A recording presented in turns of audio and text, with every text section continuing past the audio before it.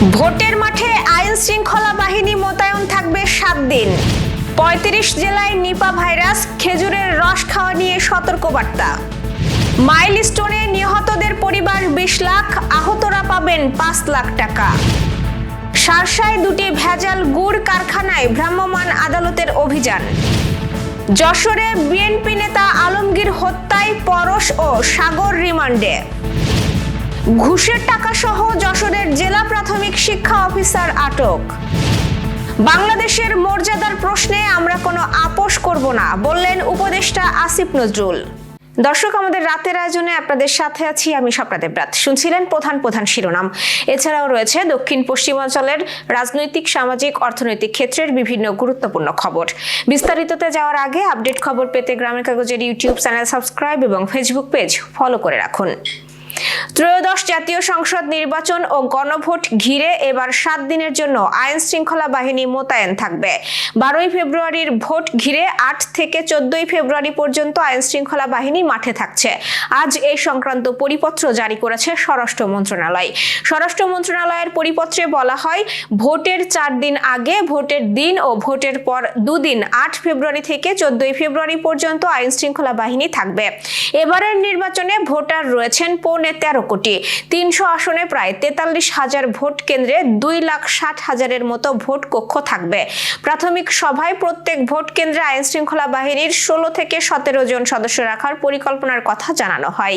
আইন শৃঙ্খলা বাহিনীর 7 লাখের বেশি সদস্য এবার ভোটের নিরাপত্তায় দায়িত্ব পালন করবেন। ভোট কেন্দ্রের দায়িত্বে আনসার ভিডিপি সদস্যদের সংখ্যা থাকবে 5.5 লাখের মতো।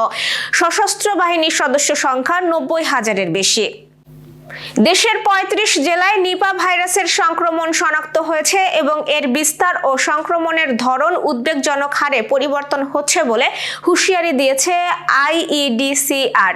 সংস্থাটি জানিয়েছে, 2025-এর রেকর্ড করা 4টি কেসের সবকটিতেই 100% মৃত্যুর পাশাপাশি প্রথমবারের মতো একটি অমৌসুমী কেস পাওয়া গেছে।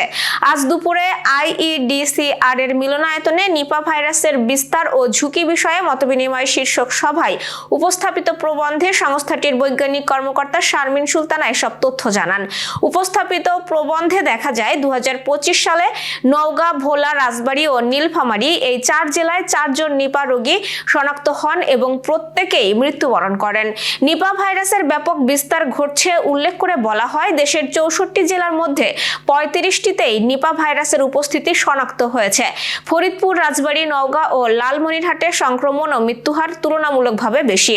সভায় আরো জানানো হয়, গত 2024 সালে দেশে নিপা ভাইরাসে 5 জন আক্রান্ত হয়েছিলেন এবং তাদের সবারই মৃত্যু হয়েছিল। 2025 সালের তথ্য এবং নতুন সংক্রমণ পথের আবিষ্কার নিপা মোকাবেলায় বাংলাদেশের স্বাস্থ্য ব্যবস্থাকে আরো সতর্ক ও প্রস্তুত থাকার আহ্বান জানাচ্ছে বলে বিশেষজ্ঞরা মত দেন। রাজধানীর উত্তরায় মাইলস্টোন স্কুল অ্যান্ড কলেজে বিমান বাহিনীর প্রশিক্ষণ যুদ্ধ বিমান বিধ্বস্তের ঘটনায় হতাহতদের পরিবারকে বিশেষ আর্থিক অনুদান দেবে সরকার, যেখানে নিহতদের প্রত্যেক পরিবারকে 20 লাখ এবং আহতদের প্রত্যেককে 5 লাখ টাকা করে আর্থিক সহায়তা দেওয়া হবে। সম্প্রতি অর্থ মন্ত্রণালয়ের অর্থ বিভাগের সচিব ডক্টর খায়রুজ্জামান মজুমদারের সই করা এক চিঠিতে অর্থ উপদেষ্টা বরাবর এই সুপারিশ করা হয়। ভুক্তভোগী পরিবারগুলোকে ক্ষতিপূরণ, অর্থ সহায়তা ও চিকিৎসা প্রদান বিষয়ে পরিবেশ উপদেষ্টার সভাপতিত্বে গত 2রা ডিসেম্বর একটি সভা হয়। সভায় আহতদের প্রত্যেক পরিবারকে 5 লাখ এবং নিহতদের প্রত্যেক পরিবারকে 20 লাখ টাকা করে আর্থিক সহায়তা দেওয়ার সিদ্ধান্ত হয়। সেই হিসেবে 5 লাখ টাকা করে আহত 64 জন 3 কোটি 20 লাখ এবং 20 লাখ টাকা করে নিহতদের 35 পরিবার পাবে 7 কোটি টাকা। গত বছরের 21 জুলাই মাইলস্টোন বিমান বিধ্বস্তের ঘটনায় শিক্ষা প্রতিষ্ঠানটির 28 জন শিক্ষার্থী, 3 জন শিক্ষক, 1 জন আয়া ও 3 জন অভিভাবক সহ মোট 35 জন মারা যান। আহত ও মুমূর্ষু অবস্থায় বিভিন্ন হাসপাতালে চিকিৎসা নেন 58 জনেরও বেশি। চিঠিতে আহতর তালিকায় 64 জন ও 35 জনকে নিহত হিসেবে উল্লেখ করা হয়েছে।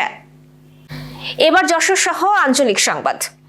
যশোরের সারসার বাগাসরা এলাকায় ভেজাল গুড় তৈরির অভিযোগে দুটি কারখানায় অভিযান চালিয়ে 40,000 টাকা জরিমানা আদায় করেছে ভোক্তা অধিদপ্তর ও উপজেলা প্রশাসনের ভ্রাম্যমাণ আদালত। আমাদের প্রতিনিধি নাজিম উদ্দিন জনি জানিয়েছেন, আজ দুপুরে বাগাসরা ঘোষপাড়া এলাকায় উপজেলা সহকারী কমিশনার নিয়াজ মাকদুম এর নেতৃত্বে এই অভিযান পরিচালিত হয়। অভিযানে নকল গুড় তৈরির দায়ে আলী আহমেদ ও নয়ন মিয়া নামের দুই ব্যক্তিকে 20,000 টাকা করে মোট 40,000 টাকা জরিমানা করা হয়। এ সময় নকল খেজুরের গুড় জব্দ করে নষ্ট করা হয়। যশোর পৌরসভার 7 নম্বর ওয়ার্ড বিএনপির যুগ্ম সম্পাদক রিয়েল এস্টেট ব্যবসায়ী আলমগীর হোসেন হত্যা মামলায় আটক তার জামাতা বাশেদ আলী পরশ এবং একই এলাকার আসহাবুল ইসলাম সাগরকে 2 দিনের পুলিশি রিমান্ডে দিয়েছে আদালত। আজ যশোরের অতিরিক্ত চিফ জুডিশিয়াল ম্যাজিস্ট্রেট আসাদুল ইসলাম শুনানি শেষে এই রিমান্ড মঞ্জুর করেন। আলমগীর হোসেন খুন হয়েছিলেন গত 3 জানুয়ারি শনিবার সন্ধ্যায় শঙ্করপুর ইসাক সড়কে। অজ্ঞাত দুর্বৃত্তরা মোটরসাইকেলে চলন্ত অবস্থায় আলমগীরকে গুলি করে পালিয়ে যায়। হত্যাকাণ্ডের পর নিহতের স্ত্রী শামীমা বেগম যশোর কোতোয়ালি থানায় একটি মামলা দায়ের করেন। ওই মামলায় পরশ ও সাগরের নাম উল্লেখ এবং অজ্ঞাত আরো কয়েকজনকে আসামি করেন বাদী। ঘুষ লেনদেনের সময় হাতে নাতে ধরা পড়েছেন যশোর জেলা প্রাথমিক শিক্ষা অফিসার আশরাফুল আলম। দুর্নীতি দমন কমিশন যশোর সমন্বিত জেলা কার্যালয়ের একটি দল আজ বিকেলে অভিযান চালায়। এ নিয়ে দেখুন একটি ডেস্ক রিপোর্ট।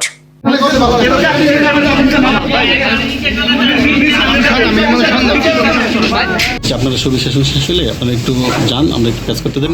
ঘুষ লেনদেনের সময় হাতে নাতে ধরা পড়েছেন যশোর জেলা প্রাথমিক শিক্ষা অফিসার আশরাফুল আলম। বুধবার বিকেলে দুর্নীতি দমন কমিশনের একটি দল জেলা প্রাথমিক শিক্ষা অফিসের অভিযান চালিয়ে তার কক্ষ থেকে 1,20,000 টাকা উদ্ধার করে। দুদক জানায়, পেনশন সংক্রান্ত একটি ফাইল ছাড় করাতে এক সহকারী শিক্ষকের কাছ থেকে তিনি দীর্ঘদিন ধরে ঘুষ দাবি করে আসছিলেন। মোহাম্মদ নুরনবী নামের এক ব্যক্তি আমাদের অফিসে এসে একটা অভিযোগ দাখিল করে। তার ওয়াইফের হচ্ছে যে বেতন সমতাকরণ এবং পেনশন কেসটা জেলা প্রাথমিক শিক্ষা অফিসার যশোরে এটা আটকে রাখা হয়। একইভাবে তার এক বন্ধু মারা গেছে, তারও এই হচ্ছে যে পেনশন কেসটা হচ্ছে আটকে রাখা হয়। এই ব্যাপারে উনি হচ্ছে জেলা প্রাথমিক শিক্ষা অফিসার জনাব মোহাম্মদ আশরাফুল আলমের সঙ্গে একাধিকবার যোগাযোগ করেছেন, এবং এর আগে উনি যেটা বলেছেন যে উনি এর আগে বেশ কয়েকবার ওনাকে ঘুষ দিয়েছেন। তারপরে উনি বলেছে যে আমাদেরকে আরও টাকা দিতে হবে।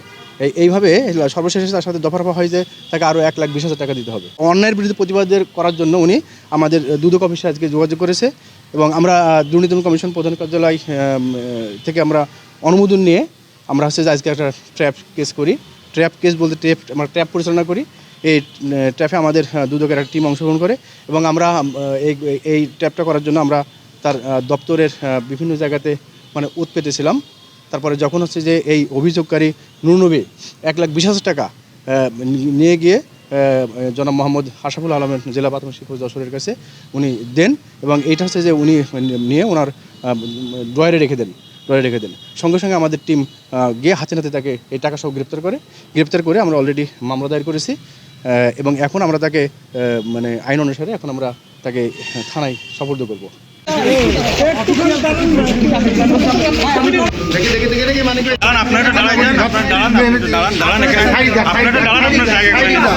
শিমুল ভুইয়ার তথ্য ও এম এ মানিকের ভিডিও চিত্রে ডেস্ক রিপোর্ট, গ্রামের কাগজ। প্রচন্ড শীতে জনজীবন বিপর্যস্ত। এই শীতে ছিন্নমূল ও শীতার্তদের জন্য বিভিন্ন সংগঠনের উদ্যোগে কম্বল বিতরণ করা হয়েছে। অভয়নগর থেকে আমাদের প্রতিনিধি জাকির হোসেন হৃদয় জানিয়েছেন, বাংলাদেশ মানবাধিকার কল্যাণ ট্রাস্ট অভয়নগর উপজেলা শাখার উদ্যোগে শীতবস্ত্র বিতরণ করা হয়েছে। নোয়াপাড়া মডেল মাধ্যমিক বিদ্যালয় মাঠে এই শীতবস্ত্র বিতরণ অনুষ্ঠানে প্রধান অতিথি ছিলেন উপজেলা নির্বাহী অফিসার শেখ সালাউদ্দিন দীপু। অভয়নগর শাখার সভাপতি ফিরোজ আলমের সভাপতিত্বে ও সাধারণ সম্পাদক এস.এম. আলিয়া রহমানের সঞ্চালনায় অনুষ্ঠানে প্রধান বক্তা ছিলেন বাংলাদেশ মানবাধিকার কল্যাণ ট্রাস্টের মহাসচিব সাইফুল ইসলাম। আমাদের ঝিকরগাছা প্রতিনিধি রফিকুল ইসলাম জানিয়েছেন, ঝিকরগাছা উপজেলা নির্বাহী অফিসার ও প্রশাসক মোসাম্মদ রনি খাতুন হতদরিদ্র শীতার্ত মানুষের মাঝে কম্বল বিতরণ করেছেন। আজ সন্ধ্যার পর তিনি পৌরসভার রেলওয়ে বস্তি এলাকার 50 জন হতদরিদ্র নারী পুরুষের মাঝে এই কম্বল বিতরণ করেন। এর আগে উপজেলা নির্বাহী অফিসার উপজেলা স্বাস্থ্য কমপ্লেক্স সহ পৌর এলাকার বিভিন্ন স্থানে শীতার্ত মানুষের মাঝে কম্বল বিতরণ করেন।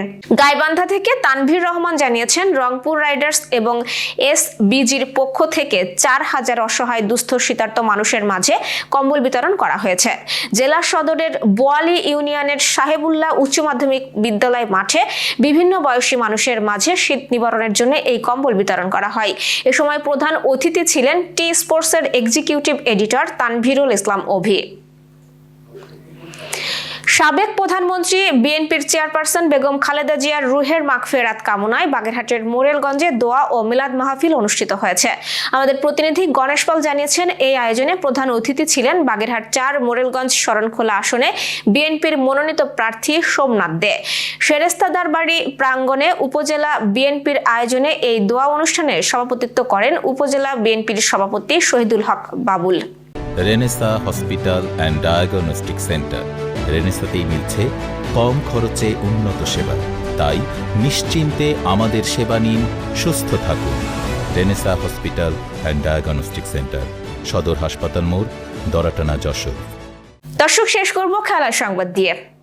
বর্তমান পরিস্থিতিতে ভারতে অনুষ্ঠিতব্য টি-20 বিশ্বকাপে অংশ না নেওয়ার বিষয়ে বাংলাদেশ তার অবস্থানে অনড় রয়েছে বলে জানিয়েছেন যুব ও ক্রীড়া এবং আইন বিচার ও সংসদ বিষয়ক উপদেষ্টা আসিফ নজরুল। তিনি আশা প্রকাশ করেন, বাংলাদেশের এই অবস্থান আইসিসির কাছে যুক্তিসঙ্গতভাবে উপস্থাপন করা সম্ভব হবে। আজ সচিবালয়ে আইন মন্ত্রণালয়ের সভাকক্ষে এক বৈঠক শেষে সাংবাদিকদের এসব কথা জানান উপদেষ্টা। বৈঠকে বাংলাদেশ ক্রিকেট বোর্ডের সভাপতি আমিনুল ইসলাম বুলবুল সহ বোর্ড পরিচালকরা এবং যুব ও ক্রীড়া মন্ত্রণালয়ের ঊর্ধ্বতন কর্মকর্তারা উপস্থিত ছিলেন। আসিফ নজরুল বলেন, ক্রিকেটারদের নিরাপত্তা, দেশের সার্বিক নিরাপত্তা ও বাংলাদেশের মর্যাদার প্রশ্নে কোনো ধরনের আপোষ করা হবে না। তিনি স্পষ্ট করে জানান, বাংলাদেশ ক্রিকেট খেলতে চায় এবং বিশ্বকাপে অংশগ্রহণেও আগ্রহী, তবে বিকল্প আয়োজক দেশ হিসেবে শ্রীলঙ্কায় খেলতে প্রস্তুত রয়েছে। দর্শক, এই ছিল আজকে রাতের আয়োজন। এরপর সকালের খবর দেখার আমন্ত্রণ জানাচ্ছি। শীতে পরিবারের বয়স্ক ও শিশু সদস্যদের বাড়তি যত্ন নিন, সতর্ক থাকুন ডেঙ্গু প্রতিরোধেও। শুভরাত্রি।